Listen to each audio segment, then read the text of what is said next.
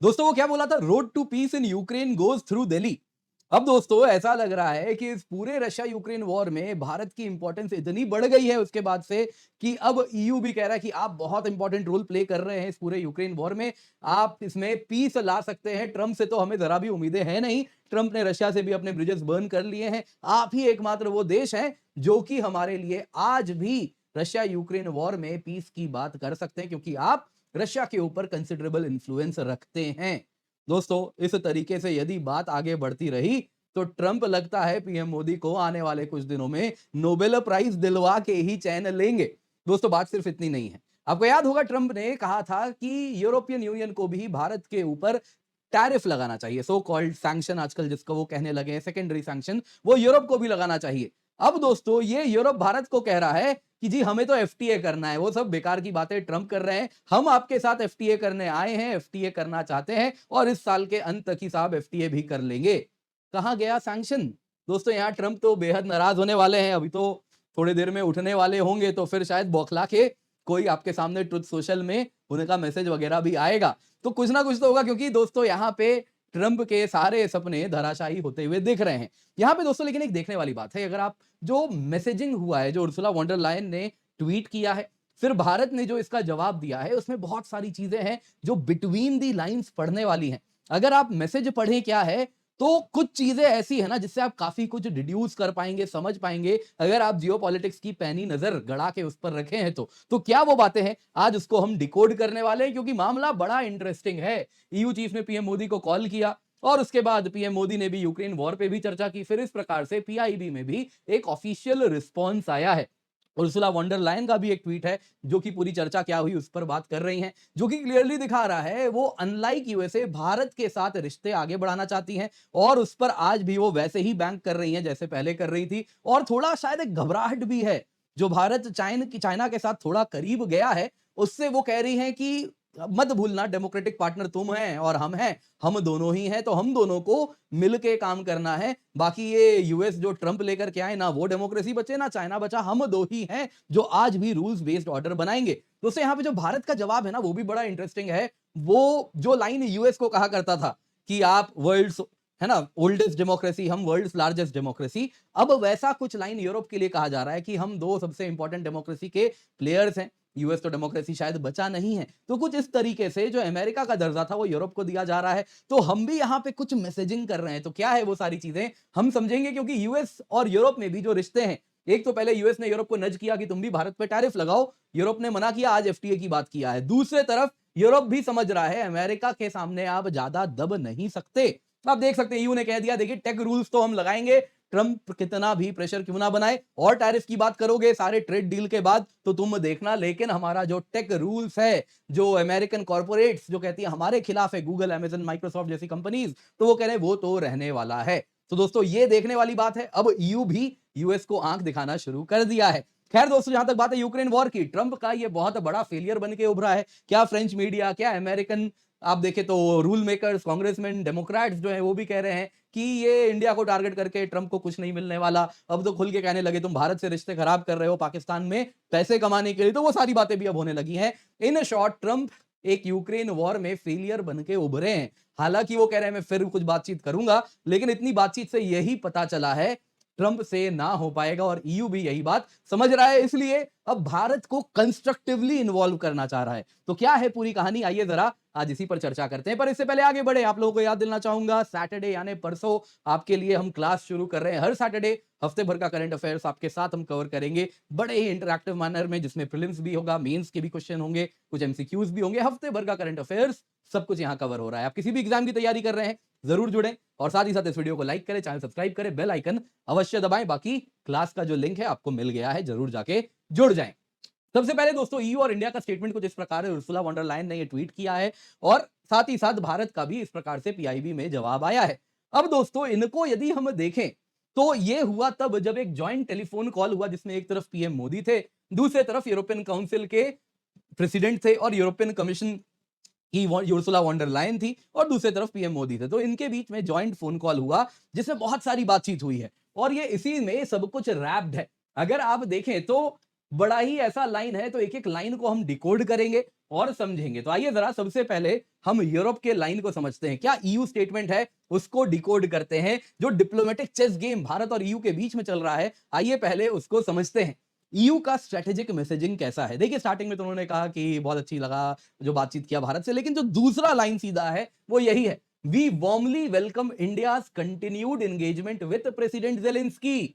ये एक strategic messaging है जो कह रहा है, यूरोप का कहना है कि हम जानते हैं आप रशिया को कंडेम नहीं करने वाले, लेकिन हां आप जेलेंस्की से बातचीत करते हैं तो उर्सुला कह रही है हां आपके पास लेजिटिमेसी है, आप पीस के लिए खड़े हैं, आप पीस ब्रोकर हैं। ये ईयू का कहने का तरीका है कि हमारे लिए आपकी न्यूट्रलिटी प्रॉब्लम नहीं है। यूएस के लिए ये प्रॉब्लम होगी, हमारे लिए नहीं है। हमारे लिए ये एक एसेट है जिसकी आवश्यकता हमें आन पड़ी है। आगे सुनते हैं अगला लाइन क्या कह रही हैं। फिर वो कहती हैं कि India has an important role to play in bringing Russia to end its war of aggression and helping create a path towards peace. इसका मतलब है यूरोप कह रहा है कि देखिए हमारे लिमिट्स हैं, अमेरिका से भी नहीं हो पाएगा, यूरोप से भी नहीं हो पाएगा, इंडिया का बहुत इंपॉर्टेंट रोल है। क्या कहना चाह रही है? देखिए ये कह रही है, पहला तो ये एडमिशन है कि देखिए यूरोप नहीं कर पाएगा, हमने रशिया को सारे ब्रिजेस बर्न कर लिए हैं। वैसे ही अमेरिका की बात करें तो वो भी नहीं कर सकता, सारे चैनल्स उन्होंने लूज कर दिए हैं, ब्रिजेस आर बर्न्ड। इस प्रकार से अब जो ट्रंप का अप्रोच है उससे ये वॉर तो नहीं रुकने वाला। लेकिन आज भी अगर आप देखें तो रशिया के ऊपर कंसिडरेबल इंफ्लुएंस भारत का है। ये डायरेक्ट एक्नॉलेजमेंट है कि भारत के पास एक लेवरेज है जो कि ट्रंप एक्सेप्ट ना करें, लेकिन वो एक लेवरेज है जिसके द्वारा हम अच्छे रिश्ते होने के नाते एक न्यूट्रल आर्बिट्रेटर वाला काम कर सकते हैं, जिससे हम कहेंगे कि चलिए ईयू और रशिया के बीच में यह मामला है, इसको रशिया यूक्रेन का मामला ना देख के ईयू रशिया का मामला देख के हम आप दोनों के मित्र होने के नाते इसमें कुछ सोल्यूशन ढूंढ सकते हैं, आप दोनों को फैसिलिटेट करवा सकते हैं कि आप लोग बैठ के बात कर लें। ये हम जरूर कुछ कर सकते हैं। बाकी ट्रंप का approach, high handed approach Russia जैसे देश पे नहीं चलने वाला, ये हम भी मानते हैं और ये दुनिया को भी मानना चाहिए। बाकी इन्होंने कहा ये वॉर बहुत ज्यादा, अगला लाइन सुनिए, this war carries global security consequences, ये उर्सुला ही लिख रही हैं, एंड अंडरमाइंस इकोनॉमिक स्टेबिलिटी। तो ये इंटायर वर्ल्ड के लिए एक रिस्क है। इसका क्या मतलब हुआ? देखिए ये कहना चाह रही है, यूएस का जो अप्रोच था ना कि इंडिया इज दी प्रॉब्लम, हम उसमें यकीन नहीं करते। हमारा मानना है ये वॉर ही प्रॉब्लम है, प्रॉब्लम तब सॉल्व होगा जब आप वॉर सॉल्व करेंगे। तो यहां पे जो वॉशिंगटन का अप्रोच है कि इंडिया रशिया से ऑयल लेता है इसीलिए प्रॉब्लम है, वैसा नहीं है। वो कह रही है वॉर प्रॉब्लम है और इंडिया भी विक्टिम है, हम भी विक्टिम है, बाकी भी विक्टिम है इस वॉर के, क्योंकि इसकी वजह से ग्लोबल चैलेंजेस उभर रहे हैं। क्या ग्रेन से लेके आप जानते ही हैं, ऑयल प्राइसेस स्पाइक से लेके, ग्रेन से लेके हर चीज की स्कैरसिटी हो रही है। तो इसीलिए ये एक तरीके से इंडिया के ऊपर जो ब्लेम डाला जा रहा है अमेरिका की तरफ, रिसेंट कंटेक्स्ट की बात हो रही है, तो उससे ये शील्ड कर रही हैं। इसके सिवा ये अगर आप देखें तो कुछ लोग ऐसे भी इसको इंटरप्रेट किए, क्या ये कहना चाह रही कि अमेरिका टैरिफ लगा रहा है इसलिए कहना चाह रही देखो तुम्हारे ऊपर भी प्रभाव हो रहा है इस वॉर का। तो ये वो अप्रोच एग्जैक्टली नहीं है, ये वो चीज नहीं कहना चाह रही है। यहां पे ये कहना चाह रही है, इंटायर वर्ल्ड वाली जो बात हो रही है ना, वो यही कहना चाह रही है कि देखिए इंपैक्ट आ रहा है, ऐसा नहीं है ये वॉर जरूर हमारा है लेकिन सब पे इसके चैलेंजेस आ रहे हैं, तो इसमें हमें मिलकर काम करना पड़ेगा। एक कॉमन ग्राउंड बना रही है जिसके लिए काम कर रही है। आगे सुनिए लास्ट में दोस्तों बड़ा इंटरेस्टिंग है, गाजर भी देखे गई है एफटीए का। वो कह रही है कि हम फुल्ली कमिटेड हैं एफटीए को कमिट कर एग्री करने के लिए और इस साल के अंत तक ही करना है। We are fully committed to concluding FTA by the end of the year. To achieve this progress is needed now. मतलब क्या कहना चाह रही हैं? क्या एफटीए के लिए बातचीत जो शायद जोर पकड़ रही होगी, ऑब्वियसली अगर इस साल के अंत में कंक्लूड करना है तो अभी तो फुल गति से एफटीए की वार्तालाप हो रही होगी, लेकिन क्या उस कंटेक्स्ट में प्रोग्रेस कह रही है या कुछ और कहना चाह रही है? तो इसका मतलब क्या है ना दोस्तों, ये कहना चाह रही हैं, क्योंकि ठीक पहले यूक्रेन वाली बात हो रही है, उस पे बात हो रही है, तो कह रही है यूक्रेन में हमारी मदद करो, हम तुम्हारे साथ जो ट्रेड कंसेशन चाहिए तुम्हें एफटीए के लिए वो समझ रही हैं। भारत के पास अमेरिकन मार्केट खत्म हो चुका है, भारत के लिए इस वक्त यूरोपियन मार्केट एक मजबूरी है, वो ये भाप रही हैं और यहां पे वो गाजर फेंक रही है कि तुम देखो हम ना एज अ फ्रेंड आए हैं, हम अमेरिका जैसे नहीं है, अमेरिका का अप्रोच अलग है, हम एज अ फ्रेंड आए हैं, तुम्हें भी यूरोप की मार्केट की इस वक्त जरूरत है ना, तो इसीलिए हम तुम्हें ट्रेड के लिए मार्केट देंगे, जो टेक्नोलॉजी एक्सेस चाहिए वो भी देंगे, लेकिन हमारी मदद कर दो, ये यूक्रेन में कुछ करो तुम। हम नहीं चाहते तुम रशिया को बॉयकॉट करो, कुछ करो, वो सब कुछ नहीं, बातचीत करो, उससे काम नहीं चलेगा। वो समझ रही है, ये मैच्योरिटी है। ट्रंप के कोर्सिव टैरिफ से कुछ काम नहीं होगा। हम नहीं कहते रूसी तेल बंद करो, हमने कभी नहीं कहा, हम तो प्राइस कैप लगाते हैं, प्राइस कैप है उससे कम में खरीदो ना भैया, किसने रोका है? हम तो यही कहते हैं, हम खुद खरीदते हैं, लेकिन हमारी इस वॉर में मदद करो अब, और इसे नहीं खींचना, बहुत दिक्कत हो रही है। इन शॉर्ट ये कहना चाह रही है, बदले में एफटीए तुम्हें देंगे, तुम्हें इसकी आवश्यकता है। दोस्तों अब आते हैं इंडिया के रिस्पॉन्स पे। अब देखिए दोस्तों, उन्होंने क्या पहला लाइन जो भारत ने लिखा है, as the world's largest democratic forces India and you. कौन था अब तक world's largest democratic forces? World's largest democracy, world's oldest democracy, यही कहते थे ना इंडिया और अमेरिका के लिए जो लाइंस रिजर्व्ड होते थे। अब वो लाइन ईयू और इंडिया के लिए शिफ्ट हो रहा है। वो कह रहे हैं India and EU strong and close relationship रखते हैं जो कि ट्रस्ट पे बिल्ट है, वैल्यूज है, फ्यूचर को लेके एक कॉमन विजन है। ये इंडिया का लाइन है, पहला लाइन। इसका क्या मतलब हुआ? इसका मतलब हुआ, देखिए, जो पेडिस्टल हम पहले यूएस को देते थे, अब वो हम ईयू को अप्लाई कर रहे हैं। ये क्वाइट डिमोशन है, छोटा चुपचाप यूएसए को नीचे उठाया गिराया गया है और दिल्ली ने एक सिग्नल दिया है कि हमारे पास अन्य डेमोक्रेटिक पार्टनर्स भी हैं जिनके साथ हम रिश्ते आगे बढ़ा सकते हैं। ऐसा नहीं है अमेरिका नहीं तो खत्म, बाकी डेमोक्रेसी भी है दुनिया में, उनके साथ मिलके भी हम अपना विजन जो है फ्यूचर का वो बना सकते हैं और वो बना रहे हैं। यहां पे इंडिया ने कीमत तय कर दी। वो जो कह रहे हैं ना एफटीए, कुछ फ्री नहीं है भैया, कीमत देनी पड़ेगी। यहां पे सुनिए क्या लिखा है, leaders reaffirmed the shared commitment for an early conclusion of the India EU FTA and implementation of the IMEC corridor. कीमत यह है, एफटीए हमको नहीं तुम्हें भी चाहिए हमसे उतना ही जितना हमें चाहिए, क्योंकि अमेरिका का कोई भरोसा नहीं है। अभी तुम्हारे वो डिजिटल वाले जो तुम लॉ लगा के रखे हो, है ना, वो गाफा जो फैंग वाला कंपनीज जो है उन पे जो तुम लगाते हो टैक्स वगैरह, है ना, big tech tax, digital tax या डेटा टैक्स जो तुम उस पे लगा रहे हो, तुम पे भी कल को कुछ हो सकता है। तो तुम्हें भी ये एफटीए चाहिए, लेकिन साथ साथ आईमैक कॉरिडोर का भी इंप्लीमेंटेशन करना है। मत भूलो, यूएस चला जा रहा है तो कोई बात नहीं, आईमैक बनेगा, क्योंकि वो तो इंडिया और ईयू को कनेक्ट कर रहा है। यूएस तो ऐसे भी पैसिव पार्टनर है उसमें, तो ये हमें करना है, इसको मत भूलो। और अगर तुम चाहते हो हमारे सप्लाई चेन्स जो हम दुनिया के लिए बिल्ड कर रहे हैं उसका अगर तुम हिस्सा बनना चाहते हो, चाइना के सप्लाई चेन से तुम अपने आप को जुदा करना चाहते हो, अलग होना चाहते हो, तो पहले हमें मार्केट एक्सेस दो, फिर तुम्हें भी चाइनीज सप्लाई चेन से मुक्ति मिलेगी और साथ साथ हम एक जॉइंट विजन दुनिया का बना पाएंगे। दोस्तों, ये पावर मूव है, पार्टनरशिप है तो प्राइस के साथ है। ये मत सोचना हम कमजोर हैं, हम दोनों ही सेम कश्ती में सवार हैं। आगे सुनिए, स्ट्रेटेजिक ऑटोनॉमी आज भी बरकरार है। पीएम मोदी ने कह दिया, PM Modi reiterated India's consistent support for peaceful resolution of the conflict and early restoration of peace and stability। अब आप कहेंगे तो बड़ा ही स्टैंडर्ड क्लासिक इंडिया का लाइन है, वही लाइन चिपकाया है।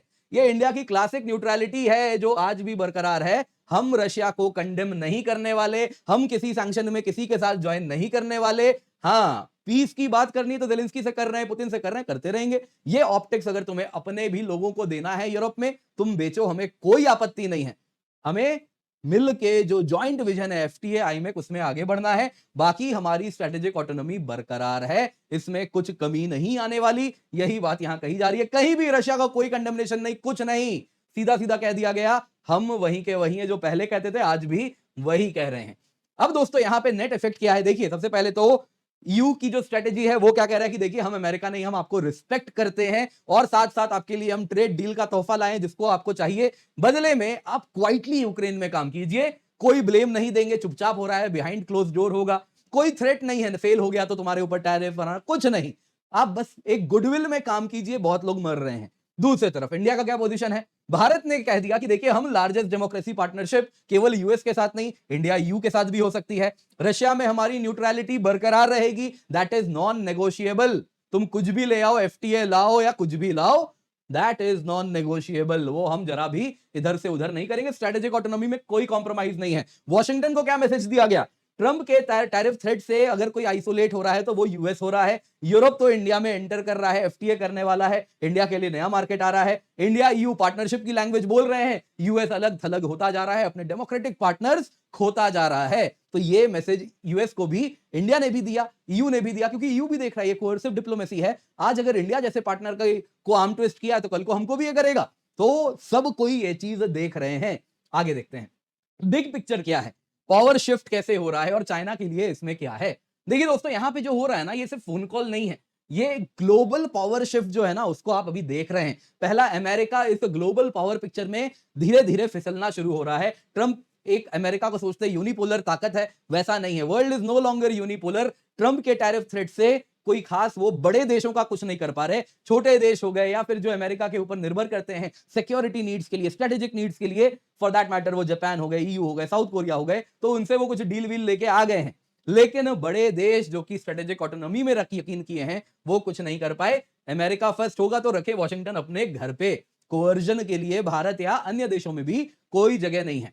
दूसरा, यूरोप हेज कर रहा है। वो कह रहा है देखो ये अमेरिका के चक्कर में ना तुम जो चाइना से करीबी बना रहे हो, हमको मत भूलना भाई, हमारे साथ रिश्ते रखो। एंड ऑफ द डे हम भी जानते हैं, तुम भी जानते हो, हम दोनों डेमोक्रेसीज हैं, हम दोनों रूल बेस्ड ऑर्डर में यकीन करते हैं, वो चाइना नहीं करता। तो कल को ऐसा ना हो जाए कि आज यूएस की हेजेमनी रही, कल को चाइनीज हेजेमनी वाली दुनिया हो जाए। यदि इससे बचना है तो हमें साथ में काम करना होगा। हमारे फ्यूचर इंटरलिंकेज एक दूसरे के साथ बढ़ाने होंगे, जो कि आईमेक लेकर के आएगा। तो ये बात वो समझाना चाह रहे हैं। तो यूरोप क्वाइटली कह रहा है अमेरिका का हार्डलाइन अप्रोच नहीं चलेगा। साथ साथ वो कह रहा है कि इंडिया के साथ विद रिस्पेक्ट बात कीजिए, एज एन इक्वल ट्रीट कीजिए। अमेरिका का अप्रोच नहीं चलेगा। आप इंडिया जैसे देश को छोटा आंख के काम नहीं करा सकते, ना ही बातचीत कर सकते हैं। तो इसलिए ट्रेड डील भी दे रहा है, जो कि उसके लिए भी फायदेमंद है। आईएमएफ भी लेकर के आए हैं और साथ में प्रार्थना भी है, जरा कुछ कीजिए।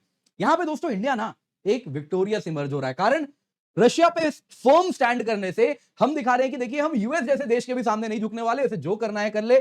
हमने दुनिया में रिस्पेक्ट गेन कर लिया। ईयू भी आ गया है, कह रहा है कि देखिए आप ये स्ट्रेटेजिक ऑटोनॉमी रखते हैं ना, यही चाहिए हमें भी, आप रखिए, लेकिन इसी का फायदा उठाइए। स्ट्रेटेजिक ऑटोनॉमी, आप हमारे भी मित्र हैं, रशिया के भी मित्र हैं, तो रशिया से जरा बात कर लीजिए। हमने देख लिया बाहें मरोड़ के कुछ नहीं होने वाला, जो टैरिफ जो सैंक्शन सब लगा लिया, नहीं हो रहा। प्यार से बात कीजिए, और प्यार से बात करने के लिए ना वो रास्ता वॉशिंगटन के पास है, ना वो रास्ता ईयू के पास है, वो रास्ता केवल आपके पास है। तो आप ही कीजिए, लेकिन कुछ कीजिए।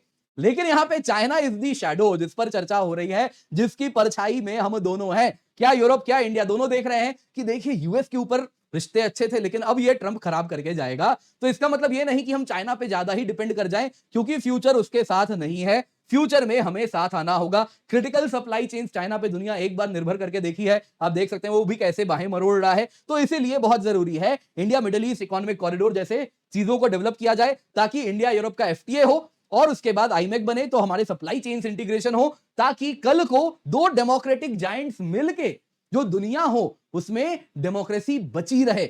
एक ऐसे पावर के पास दुनिया ना चली जाए जो स्वयं ऑटोक्रेसी में यकीन करती है, तो वो बड़ी समस्या हो सकती है। अगर डेमोक्रेटिक पावर्स वर्चस्व बनाए रखेंगे तो रूल्स बेस्ड ऑर्डर बना रहेगा। उसके लिए बहुत जरूरी है चाइना को बैलेंस करना है, तो इंडिया यूरोप को साथ आना है। But at the same time Europe भी कह रहा है कि हम चाइना से ब्रिजेस बर्न नहीं करना चाहते, रास्ते बंद नहीं करना चाहते, हम मिलके काम करेंगे। चाइना से भी जितना जरूरत है उतना लेंगे, आप भी लीजिए, लेकिन उसके साथ अलायंस मत बना लीजिए, ना हम बनाएंगे। दोस्तों यही बता रहा है ये कॉल, मल्टीपोलर फ्यूचर आ गया है। बिग पिक्चर यही है। आज दुनिया मल्टीपोलर ऑर्डर की तरफ मूव कर रही है। अगर आप देखें तो इंडिया अब कोई जूनियर पार्टनर नहीं है, इसमें सेंट्रल पार्टनर है। जो यूएस फेल कर रहा है, यूरोप नहीं कर पा रहा है, दुनिया की सारी शक्तियां करके देख ली, चाइना भी बोलता था मैं कर दूंगा, जो काम कोई नहीं कर पाया। दुनिया आज भारत की ओर देख रही है कि आप एक बार देखिए, कोशिश कीजिए, कोई प्रेशर नहीं है, गुडविल में काम करने का प्रयास कीजिए, बस ह्यूमैनिटेरियन कॉज की तरह इसको समझ के। बाकी यूएस प्रेशर बना रहा है, यूरोप कह रहा है वो यूएस है, हम अलग हैं, हम आपको पार्टनरशिप ऑफर कर रहे हैं। चाइना इज द कॉम्पिटिटर, जो कि यूएस तो शायद इस वक्त देख ही रहा है, लेकिन इंडिया और यूरोप भी देख रहे हैं, लेकिन समझ रहे हैं कि यूएस के इस 3.5 साल के लिए हम इतने करीब चाइना के ना चले जाएं कि कल को डेमोक्रेसी के जो कॉमन वैल्यूज हैं उनके लिए स्टैंड ना कर पाए। इंडिया की स्ट्रेटेजिक ऑटोनॉमी यहां पर एग्जैक्टली यही चीज करते हुए दिखा रही है कि हम ग्लोबल डिप्लोमेसी को इसी स्ट्रेटेजिक ऑटोनॉमी से शेप करेंगे। बाकी दोस्तों आपको याद देना चाहूंगा 17,999 में आपके लिए हम सब्सक्रिप्शन लाए हैं। 1 साल की सब्सक्रिप्शन है, टीचर्स डे का स्पेशल ऑफर है, जल्दी से जाएं, जाके जुड़े, यूज द कोड KC10 ताकि आपको मैक्सिमम डिस्काउंट मिले। इस कीमत पे complete GS, complete CSAT, prelims test series, mains test series with evaluation आपको मिलता है, तो निश्चिंत होकर जुड़ जाएं। इसके सिवा अगर आप 2 साल की सब्सक्रिप्शन लेते हैं जो बस 24,999 से स्टार्ट हो रहा है, तो आपको 2 साल के सब्सक्रिप्शन के सिवा देखिए क्या मिल रहा है। दोस्तों यहाँ पे आपको फ्री मेंस रेसिडेंशियल प्रोग्राम मिलेगा, यानी जैसे ही आप प्रीलिम्स क्लियर करते हैं उसके बाद आपको ऑफलाइन बुलाया जाएगा, वहां पर रहना, वहां पर खाना, सब कुछ हम कराएंगे, टेस्ट सीरीज, मेंटरशिप, सब कुछ हम देंगे। इसके सिवा अगर प्रीलिम्स क्लियर नहीं हुआ तो उस केस में क्या, तो उस केस में आपको फ्री एक्सेस दे देंगे हम क्रैश कोर्स का, प्री का और मेंस का अगले साल जो होगा, ताकि आप अगले साल क्लियर करें। तो इस तरीके से दोस्तों आप सभी के लिए बहुत कुछ है, क्वालिटी कोर्स है, इंडिया के बेस्ट एजुकेटर्स के द्वारा बनाया गया है, तो निश्चिंत होकर जुड़े, use the code KC10 for maximum discount.